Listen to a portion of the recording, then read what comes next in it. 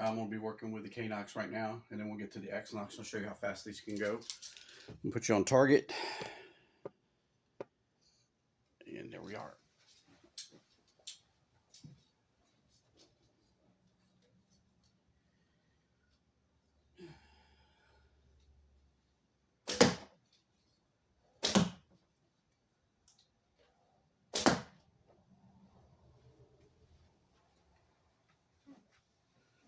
Fairly fast on those three. I think I had a little bit of a hang up on the third one, and that's pretty normal. I'm going to do some of the x-nocks now.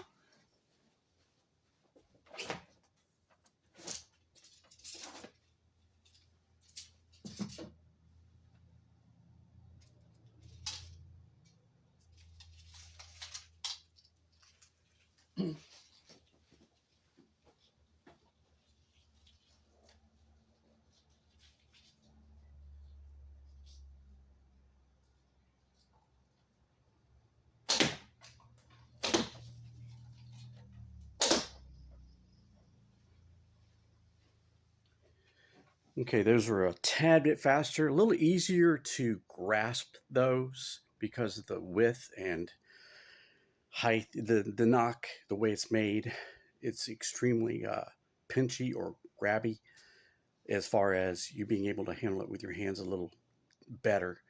But because of that, you really can't shoot them on a self bow. And if you don't contour right, those nocks will brush your thumb or your index finger, depending upon. And I did feel a little bit of a graze right across my thumb. And that's probably the biggest complaint on those. If you don't contour right, you're going to feel it. They will hit your thumb hard enough to where I'm still calloused and scarred from previous hits. So, yeah, that's something that you would have to work on. Contour is a definite thing with the x-nocks. The k-nocks, not so much. There's not that much mass there for those. But the x-nocks are very, very, very difficult to maneuver if you're new, especially if you're new to archery. So let me show you these.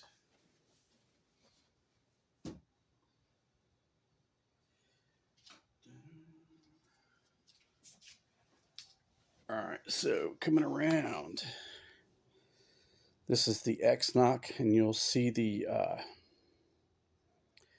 amount of mass on this. This is where you string it, but you have this ridge on top and this ridge on the bottom. That ridge on the bottom will hit your finger, as to where on the k-nocks they do not do that. And you see the ridge on this part right here aligns with the off-collar nock, or the red, or off-collared fletching, excuse me, the red fletching.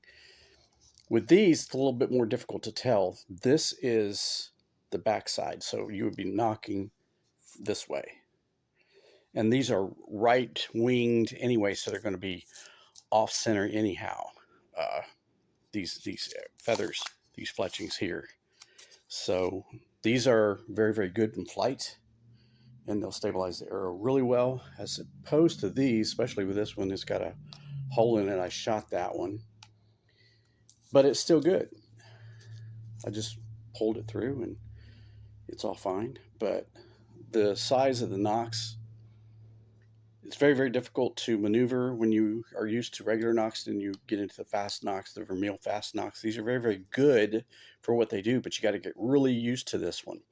If you don't shoot this one enough, you're going to feel it. I mean, you're going to know. And with a lighter bow, you can almost pinch nock this, or pinch draw it. Put it on a very light bow, 20, maybe 30-pound max. After 30 pounds, 35 pounds, you won't be able to pinch that unless you get some ridges filed in. You could file a couple little ridges right through there, and you might be able to hold on to it better, but that could rip your skin up. So I would be careful. These are really good. I like them for the fast nocking and the combat archery technique, and they work really good for me. So subscribe, stay tuned, share this with your friends, comment, ask questions if you have any more, and I'll put a link in the description for these nocks, so that way you can venture into that and figure out what you want to do. There's also the y-nock. I haven't got any of those yet, but I plan on getting those. And there's other variations of nocks too that will come into the future of this channel, and you guys will be able to get into deciding on what kind of nock you want to use for the combat archery technique. So we'll see you soon.